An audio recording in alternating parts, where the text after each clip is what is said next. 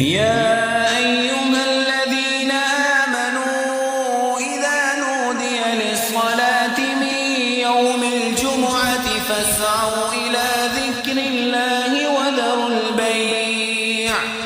ذلكم خير لكم إن